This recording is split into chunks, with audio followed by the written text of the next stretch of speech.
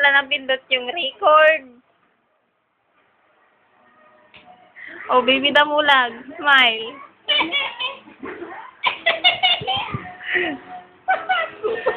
Natutala ko na. Kasi mo ilaw.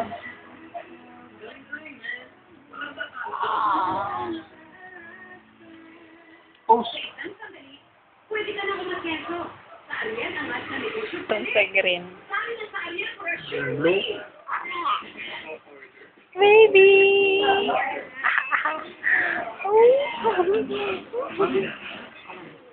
Di di di di di di di di di di di di di di di di di di.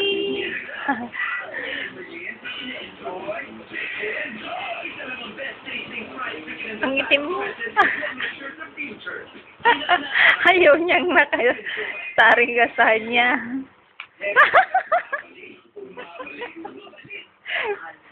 Sampalin ulit. Sampal ulit.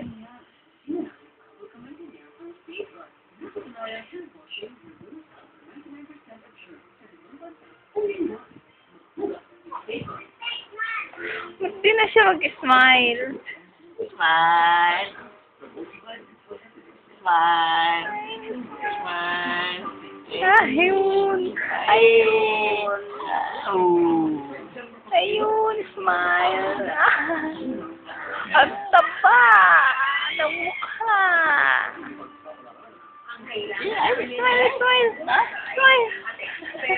Hey, smile.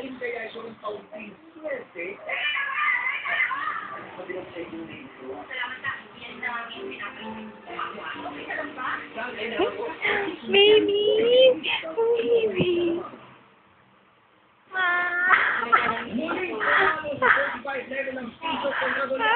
Nagsara ang palitan ngayong araw sa 45.0. Taas na ulit ng taon. Pinakamahirang halaga ng piso sa halos siyam na buwan.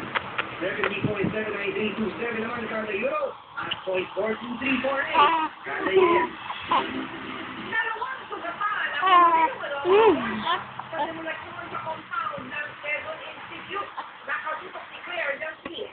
Bandang alas 11 kasi kaninang umaga, biglang dumating ang mga gwardiya ng Quezon Institute at walang sinak na pinagtatangan ang kadaming kanilang bahay.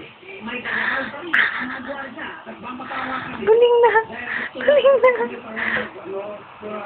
Galing na.